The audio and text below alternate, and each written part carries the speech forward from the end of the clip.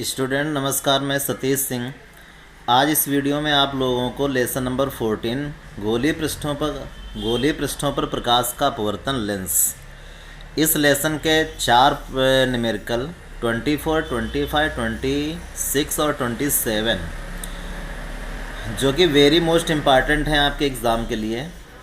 और इनमें से जो क्वेश्चन है वो संयुक्त लेंस की फोकस दूरी पर भी आधारित हैं। आज का जो टॉपिक रहेगा वो आपके लिए बहुत इम्पॉर्टेंट है, क्योंकि जो संयुक्त लेंस की फोकस दूरी के न्यूमेरिकल होते हैं वो इजी भी होते हैं और इम्पॉर्टेंट होते हैं एग्ज़ाम के लिए।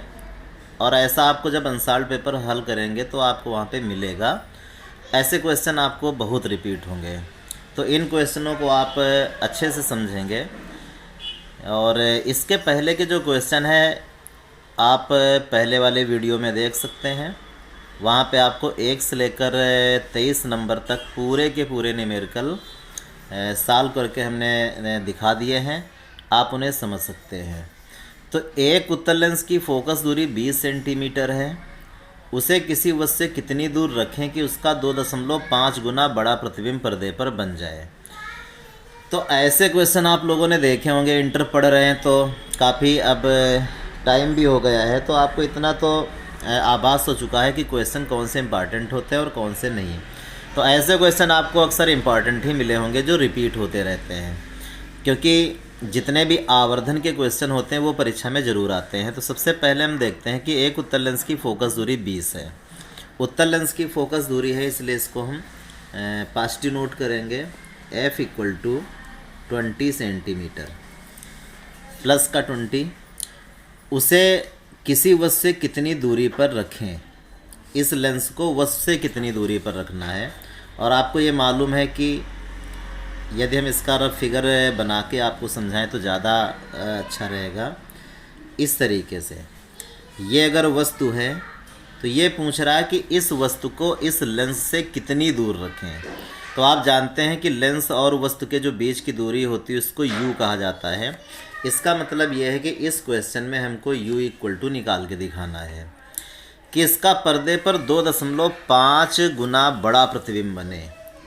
पर्दे पर प्रतिबिंब कैसे प्राप्त होते हैं आपको मालूम है। जैसे हम यहाँ पे एक स्क्रीन रख दें, ये स्क्रीन है और इस स्क्रीन पर अगर हम इसका प्रतिबिंब बनाना चाहते हैं तो ये क्लियर है कि जो प्रतिबिंब बनेगा वो वास्तविक बनेगा, क्योंकि पर्दे पर वास्तविक प्रतिबिंब प्राप्त होते हैं। तो लेकिन कह रहा कि 2.5 गुना बड़ा। तो जो 2.5 गुना बड़ा है, जब प्रतिबिंब की लंबाई वस्तु की लंबाई से तुलना की जाती है तो ये जो वैल्यू होती है रेखीय आवर्धन होती है। आप इसे पहचानना सीखें। 3 गुना, 4 गुना, आधा, 3/4, 2.5 गुना, ऐसे लिखा रहेगा। आप समझ जाइए कि ये रेखीय आवर्धन है और इसको m से नोट करेंगे। m = 2.5। लेकिन जब प्रतिबिंब वास्तविक होता है, हालांकि इसमें कहीं वास्तविक नहीं कह रहा है, लेकिन हमारे लिए इसने एक हिंट छोड़ दी है, पर्दे शब्द लिख दिया है। तो पर्दे से हम समझ जाएंगे कि जो प्रतिबिंब है वास्तविक है। ऐसे वर्ड न्यूमेरिकल में अक्सर यूज किया जाता है, चेक किया जाता है कि जो स्टूडेंट होते हैं उनको ये चीज़ मालूम है कि नहीं मालूम है, इसलिए वास्तविक ना लिख करके उन्होंने पर्दा लिख दिया है। तो आप समझिए कि पर्दे पर वास्तविक बनते हैं, इसलिए रेखीय आवर्धन नेगेटिव रहेगा। अब रेखीय आवर्धन के जो न्यूमेरिकल होते हैं उनको 2 तरीके से हम लगा सकते हैं। एक तो लेंस सूत्र का इस्तेमाल कर सकते हैं, जिससे बहुत समस्या होती है, वहाँ पे गलत होने के बहुत चांस होते हैं। हम यहाँ पे आपको डायरेक्ट फार्मूला बताते हैं जिससे गलत होने के बिल्कुल चांस नहीं रहेंगे। रेखीय आवर्धन का फार्मूला F और U के पदों में होता है। M = F/F + U। आप इस फार्मूले को याद कर लीजिए, आपका न्यूमेरिकल कभी भी गलत नहीं होने पाएगा। M की जो वैल्यू है वो -2.5 है।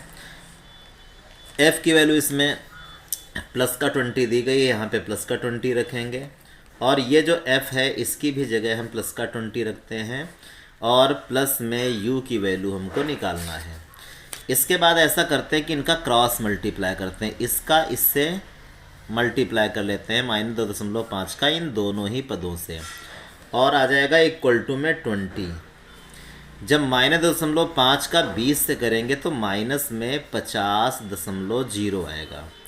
और जब -2.5 का u में करेंगे तो -2.5 u आ जाएगा।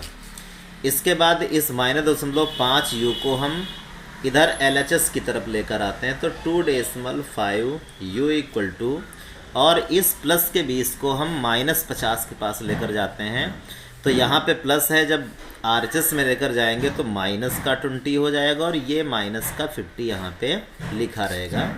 तो -2.5 u इक्वल टू, ये दोनों माइनस माइनस के हैं, जुड़ जाएंगे तो -70, और u इक्वल टू इसका पक्षांतर करेंगे भाग हो जाएगा -70 अपान में 2.5 डेसिमल हटाएंगे, 0 ऊपर बढ़ेगा। काटेंगे 25 से तो 2 बार चला जाएगा, 25 दूनी 50 और 20 बचेगा, इस 0 के साथ में वो 200 हो जाएगा और 25 अट्ठे 200। तो u इक्वल टू -28, हमें u की वैल्यू प्राप्त हो गई। u की वैल्यू आप लोगों को मालूम है कि वो निगेटिव ही आती है, क्योंकि जो वस्तु होती है वो लेंस के बाएं तरफ रखी जाती है और चिन्ह परिपाटी के अनुसार ये निगेटिव आनी चाहिए, वो निगेटिव आई है। इसलिए हम यहाँ पे लिख देंगे u इक्वल टू 28 सेंटीमीटर, यानी कि जो वस्तु है उसे हम 28 सेंटीमीटर की दूरी पर रखेंगे। तो आप इस क्वेश्चन को समझेंगे, ये क्वेश्चन वेरी मोस्ट इम्पॉर्टेंट है। इसके बाद क्वेश्चन नंबर 25 में कह रहा है कि एक वस्तु 10 सेंटीमीटर फोकस दूरी वाले उत्तल लेंस के बाईं ओर 20 सेंटीमीटर की दूरी पर रखी हुई है। हम इसका फिगर बनाते हैं। सबसे पहले एक हमने यहाँ पे उत्तल लेंस बना लिया,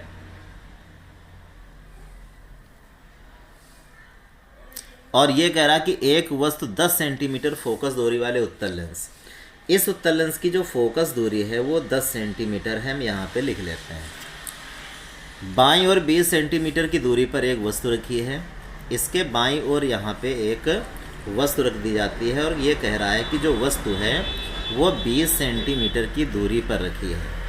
आप चाहें तो यहाँ पे उत्तल लेंस की प्रॉपर्टी का भी यूज़ कर सकते हैं। आप ध्यान दीजिए इन चीज़ों पर, ज़रूरी नहीं कि हम कैलकुलेशन करें, कभी कभी हमारा प्रॉपर्टी से भी काम चल जाता है। और हम ये लोग जानते हैं कि यदि वस्तु की दूरी लेंस की फोकस दूरी की दोगुनी है तो फिर प्रतिबिंब उतनी दूरी पर बनता है जितनी दूरी की पर वस्तु लेंस से रखी होती है। फोकस दूरी 10 है और वस्तु की दूरी 20, यानी 10 का 2 गुना 20। तो चूंकि वस्तु की दूरी फोकस दूरी की 2 गुनी है, इसलिए प्रतिबिंब भी उतनी दूरी पर बनेगा जितनी दूरी पर वस्तु है। यानी 20 सेंटीमीटर दूरी पर वस्तु रखी है तो 20 सेंटीमीटर दूरी पर इसका प्रतिबिंब भी बनेगा। हम बिना सॉल्व किए भी इस बात को ऐसे लिख सकते हैं। आगे देखते हैं।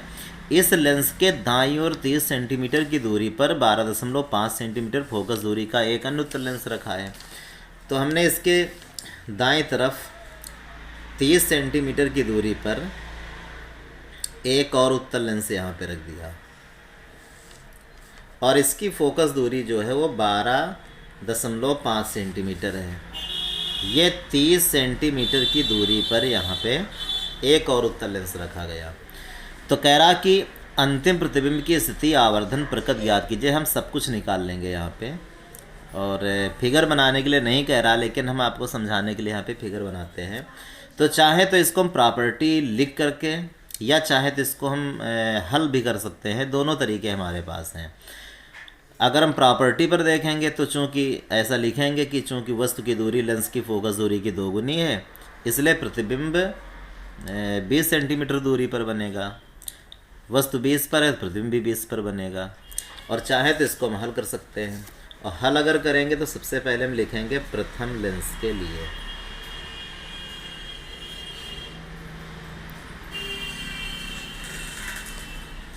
प्रथम लेंस के लिए जो वस्तु की दूरी है वो 20 है, इसलिए u इक्वल टू -20 सेंटीमीटर, और इसकी जो फोकस दूरी है वो 10 सेंटीमीटर है।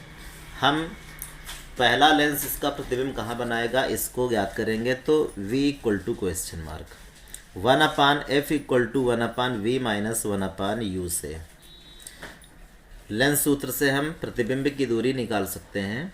1/f करेंगे तो 10, v की वैल्यू निकालना -1/u, u की वैल्यू -20 है। तो 1/10 इक्वल टू 1/v, और माइनस माइनस प्लस हो जाएगा, यहाँ पे आ जाएगा 1/20, और इस +1/20 को हम LHS में लेकर आते हैं तो ये निगेटिव हो जाएगा और 1/v इक्वल टू 1/10 माइनस 1/20। तो 1/v इक्वल टू इसका 20 LCM हो जाएगा।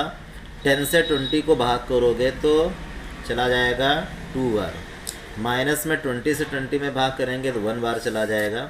इस तरीके से 1/v इक्वल टू 2 में 1 घटाएंगे 1 बचेगा और नीचे रहेगा 20। 1/v बराबर 1/20, तो v इक्वल टू कितना आ जाएगा 20 सेंटीमीटर।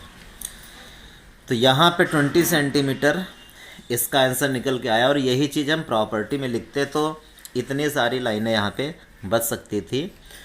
और हल करेंगे तो इस तरीके से हल होगा ये। तो ये जो वस्तु है इसका प्रतिबिंब इस लेंस से 20 सेंटीमीटर दूरी पर बनेगा और हम चाहें तो इसका फिगर इस तरीके से बना सकते हैं।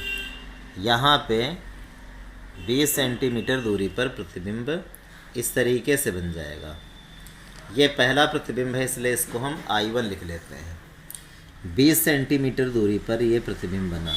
साथ में आपको ये भी याद रखना होगा, ऐसी दशा में जो प्रतिबिंब बनता है उसका आकार वस्तु के आकार के बराबर ही होता है और उल्टा बनता है। लेकिन अब जब ये प्रतिबिंब यहाँ बनेगा तो ये दूसरे लेंस के लिए वस्तु का कार्य करने लगता है। ये पहले लेंस का तो प्रतिबिंब है, लेकिन यही प्रतिबिंब चूँकि दूसरे लेंस के सामने बन रहा है, दूसरे लेंस से पहले बनता है, तो आप लोग याद रखेंगे कि अगर दो लेंसों के बीच में कोई प्रतिबिंब बनता है तो वो जो प्रतिबिंब होता है वही दूसरे लेंस के लिए वस्तु का कार्य करता है। तो इस दूसरे लेंस के लिए ये वस्तु का कार्य करेगा। तो हम ये देखें, चूँकि लेंसों के बीच की दूरी 30 थी, प्रतिबिंब बना 20 की दूरी पर, तो जो इस प्रतिबिंब से लेंस की दूरी है वो कितनी बची, तो वो 10 सेंटीमीटर बची। इसका मतलब है कि दूसरे लेंस से जो वस्तु है वो 10 सेंटीमीटर दूर रखी है। फोकस दूरी इसकी 12.5 है। इसका प्रतिबिंब कहाँ बनेगा इसको हम ज्ञात कर सकते हैं। तो यहाँ पे हम लिखेंगे दूसरे लेंस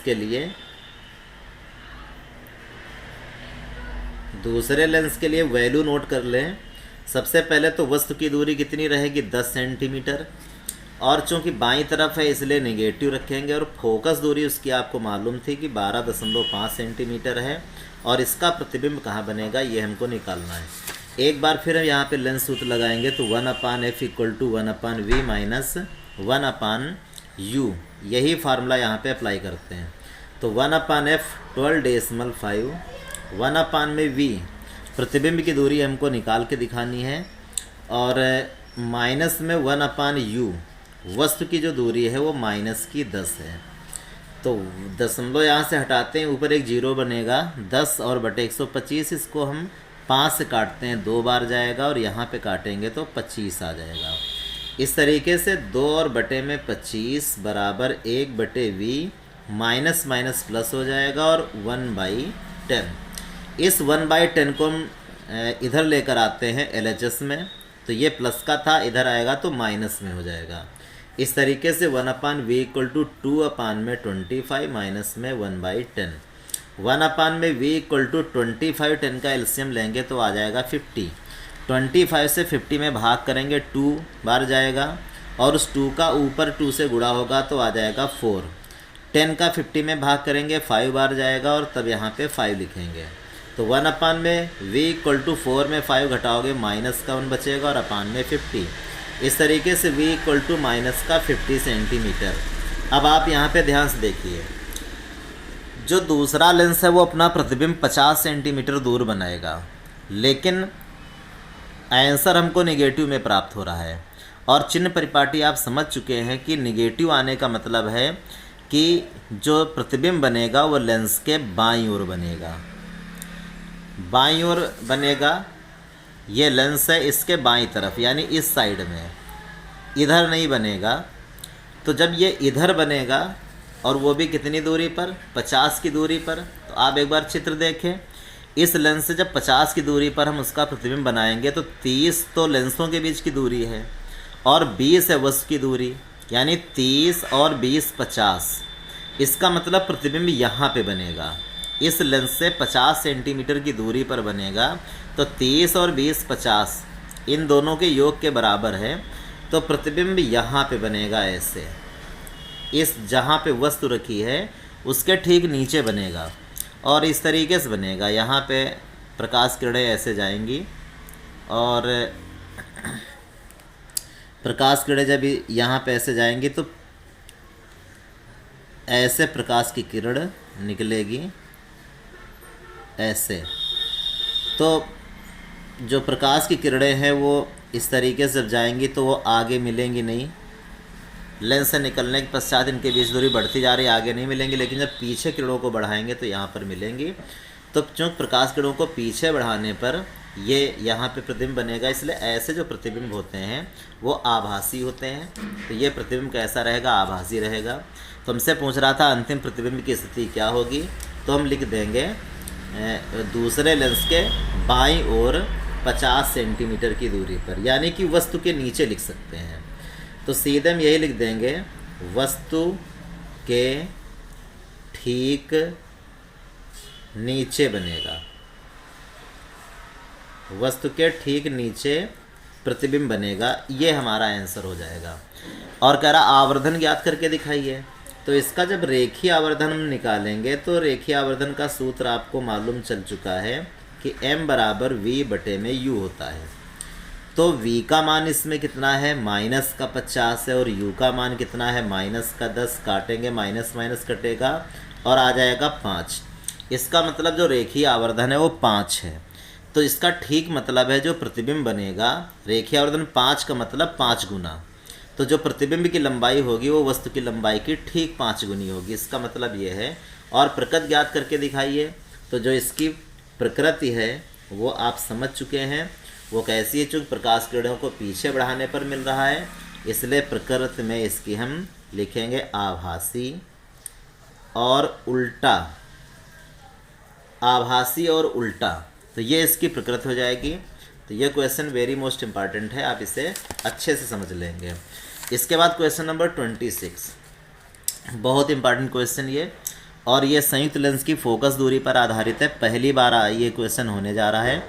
तो एक उत्तल लेंस जिसकी फोकस दूरी 20 सेंटीमीटर है, एक अवतल लेंस जिसकी फोकस दूरी 25 सेंटीमीटर है, के संपर्क में रखे हुए हैं। तो ये दो लेंस हैं जिसमें कि एक उत्तल लेंस है, इस तरीके से बनाएंगे हम, और एक अवतल लेंस है जो इस तरीके से बनेगा। ये दोनों ही लेंस एक दूसरे के संपर्क में रखे हैं, जिसमें उत्तल लेंस की जो फोकस दूरी है वो कह रहा कि 20 है, 20 सेंटीमीटर, और अवतल लेंस की जो फोकस दूरी है वो 25 सेंटीमीटर कह रहा है।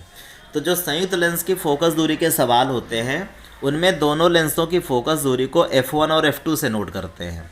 f1 का मतलब पहले लेंस की फोकस दूरी, तो यही हम कर लेते हैं, f1 इक्वल टू 20 सेंटीमीटर। चूँकि पहला लेंस उत्तल लेंस है इसलिए इसकी फोकस दूरी को f1 से लिखेंगे और प्लस का 20 लिखेंगे। उत्तल लेंस की फोकस दूरी 20 होती है, आपको मालूम है। और दूसरा लेंस अवतल लेंस है, इसकी फोकस दूरी को f2 से लिखेंगे तो ये माइनस की लिखी जाएगी और 25 सेंटीमीटर। अवतल लेंस की फोकस दूरी निगेटिव है। इस युग्म से लेंसों का जो इस प्रकार का जोड़ा होता है ये युग्म कहलाता है। 2 मीटर की दूरी पर एक वस्तु रखी है, यहाँ पे एक हम वस्तु रख देते हैं जो कि 2 मीटर की दूरी पर रखी है। ध्यान आप ये रखेंगे यहाँ पे कि जो फोकस दूरियां हैं वो सेंटीमीटर में है, और लेकिन लेंस युग्म से वस्तु जो रखी है वो मीटर में 2 मीटर में दी गई है। तो कह रहा प्रतिबिंब की स्थिति और प्रकृति ज्ञात करें। सबसे पहला काम हमें ऐसे सवालों में ये करना चाहिए कि जो लेंसों की अलग अलग फोकस दूरियां दी होती हैं, हमें इसके जो ये संयुक्त लेंस है इसकी फोकस दूरी कितनी होगी पहले ये निकाल लेना चाहिए। और संयुक्त लेंस की फोकस दूरी का जो सूत्र होता है वो आपको पढ़ाया गया होगा, वही सूत्र हम यहाँ पे लगा देते हैं। संयुक्त लेंस के लिए, संयुक्त लेंस की फोकस दूरी के लिए सूत्र लगता है 1/f इक्वल टू 1/f1 और प्लस में 1/f2। ये सूत्र हम लगाएंगे। तो 1/F, ये जो कैपिटल F है ये संयुक्त लेंस की फोकस दूरी है, और f1 है पहले लेंस की फोकस दूरी जो कि 20 दी है, यहाँ पे 20 रखेंगे, प्लस f2 ये दूसरे लेंस की फोकस दूरी है माइनस में, यहाँ पे माइनस में रख लेते हैं, 1 में capital F equal to 1/20 minus इस प्लस को माइनस कर देगा और 1 में 25। तो 1 कैपिटल F इक्वल टू इन दोनों का एलसीएम लेंगे 100 एलसीएम आएगा। 20 से 100 को डिवाइड करोगे तो 5 टाइम चला जाएगा। 25 से 100 को डिवाइड करोगे तो 4 बार चला जाएगा, 4 टाइम चला जाएगा। इस तरीके से 1 कैपिटल F इक्वल टू 4 में 5 में 4 को घटाओगे 1 बचेगा और 100 आ जाएगा। तो 1 कैपिटल F इक्वल टू 1/100, तो कैपिटल F इक्वल टू कितना आ जाएगा 100 सेंटीमीटर। पूरा 100 सेंटीमीटर फोकस दूरी निकली है। और 100 सेंटीमीटर, चूँकि वस्तु की जो दूरी है वो मीटर में है, संयुक्त लेंस की फोकस दूरी सेंटीमीटर में है, तो ऐसा करते हैं कि हम संयुक्त लेंस की फोकस दूरी को भी मीटर में बना लेते हैं। तो कैपिटल F इक्वल टू आप लोग जानते होंगे कि जो 100 सेंटीमीटर होता है वो 1 मीटर के बराबर होता है। इस तरीके से संयुक्त लेंस की फोकस दूरी 1 मीटर हमें प्राप्त हो गई है। अब फिर देखिए आप, जो संयुक्त लेंस की फोकस दूरी है वो 1 मीटर है। चाहे तो हम बिना कैलकुलेशन के हम प्रतिबिंब की दूरी बता सकते हैं, क्योंकि हम देख रहे हैं कि जो वस्तु की दूरी है वो फोकस दूरी की दोगुनी है। इसका मतलब प्रतिबिंब जितनी दूरी पर वस्तु रखी उतनी ही दूरी पर प्रतिबिंब बनेगा और वस्तु के आकार के बराबर बनेगा और उल्टा बनेगा। इसको बिना कैलकुलेशन के लिख सकते हैं, और अगर आप चाहो तो कैलकुलेशन भी कर सकते हो। तो अगर हम कैलकुलेशन करेंगे तो लिखेंगे संयुक्त लेंस के लिए, संयुक्त लेंस के लिए जब हम फार्मूला अप्लाई करेंगे लेंस सूत्र। और एक बात और, चूँकि संयुक्त लेंस की फोकस दूरी पॉजिटिव है तो ये एक मैसेज देता है, एक तो उत्तल लेंस है दूसरा अवतल लेंस, लेकिन जब हमने संयुक्त लेंस की फोकस दूरी निकाली तो वो पॉजिटिव प्राप्त होती है। और पॉजिटिव फोकस दूरी आपको मालूम है कि वो उत्तल लेंस की होती है। तो इसका मतलब ये है कि जो संयुक्त लेंस है ये एक उत्तल लेंस की तरह व्यवहार करेगा। ज़रूर यहाँ पे 2 लेंस हैं, लेकिन जैसा काम उत्तल लेंस करता है, जैसे प्रतिबिंब उत्तल लेंस बनाता है, ये संयुक्त लेंस उसी तरीके के प्रतिबिंब बनाएगा। यानी ये उत्तल लेंस की तरह व्यवहार करेगा। तो प्रकाश की किरणों को मुख्य अक्ष की तरफ मोड़ेगा। आप ये ना समझना कि ये अवतल है तो प्रकाश किरणों को फैला देगा, ऐसा नहीं होगा। संयुक्त लेंस उत्तल लेंस की तरह व्यवहार कर रहा है, इसलिए प्रकाश किरणों को ये मुख्य अक्ष की तरफ मोड़ेगा। जो उत्तल लेंस का कार्य होता है वही ये कार्य करेगा। लेंस सूत्र हम लगाते हैं, 1 capital F equal to 1/V minus 1/U। 1 capital F की वैल्यू 1 है, 1/V प्रतिबिंब की दूरी निकालना है। और वस्तु की दूरी पहले से ही क्लियर है कि वो -2 थी, तो यहाँ पे U इक्वल टू -2 मीटर हम लिख लेंगे। तो -2 रख लेते हैं। तो 1/1 की वैल्यू 1 हो जाएगा इक्वल टू 1/V, और ये माइनस माइनस प्लस हो जाएगा +1/2। इस +1/2 को LHS में ट्रांसफ़र करते हैं, इधर भेजते हैं, तो ये प्लस का इधर आएगा माइनस हो जाएगा और 1 में V इक्वल टू 1 माइनस 1/2। इसको जब हम सॉल्व करेंगे तो 2 का 1 में गुणा करोगे 2 आएगा, फिर उसमें 1 घटा लोगे तो बचेगा 1 और बटे 2। इस तरीके से 1/V इक्वल टू 1/2, तो V इक्वल टू 2 मीटर, क्योंकि मीटर में हमने कन्वर्ट कर लिया था। तो जो प्रतिबिंब बनेगा वो 2 मीटर की दूरी पर बनेगा। कह रहा प्रकृत ज्ञात करके दिखाइए।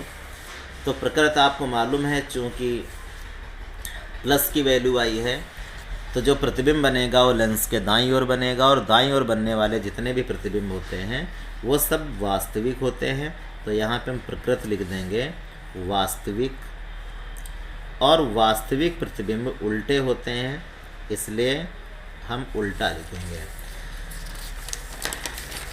लास्ट में क्वेश्चन नंबर 27, ये भी संयुक्त लेंस की फोकस दूरी का क्वेश्चन है, और ये 2015 में पूछा भी जा चुका है। तो ये क्वेश्चन आपके लिए स्पेशल है, वेरी मोस्ट इम्पॉर्टेंट। 2 पतले उत्तल लेंस जिनमें प्रत्येक की फोकस दूरी 20 सेंटीमीटर है, एक दूसरे के संपर्क में रखे हैं। तो संपर्क कह दिया है, तो इसका मतलब हम यहाँ पे एक रफ फिगर बना लें और दोनों उत्तल लेंसों को एक दूसरे के संपर्क में रख दे। दोनों की जो फोकस दूरी है वो 20 है, F1 F2 20 सेंटीमीटर।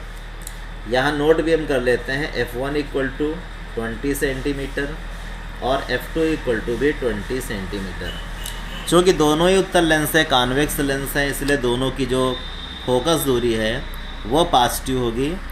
संयुक्त लेंस के सामने 20 सेंटीमीटर दूरी पर एक वस्तु रखी गई है।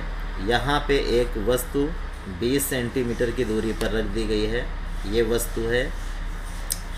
तो कह रहा कि वस्तु के लिए वस्तु एवं प्रतिबिंब के बीच की दूरी, इस बार हमें प्रतिबिंब की दूरी नहीं, लेंस से प्रतिबिंब दूरी नहीं ज्ञात करनी है, वस्तु और प्रतिबिंब दूरी, लेकिन हमें पहले लेंस से प्रतिबिंब दूरी ही ज्ञात करनी पड़ेगी, तभी हम ये बात ऐसे बता पाएंगे।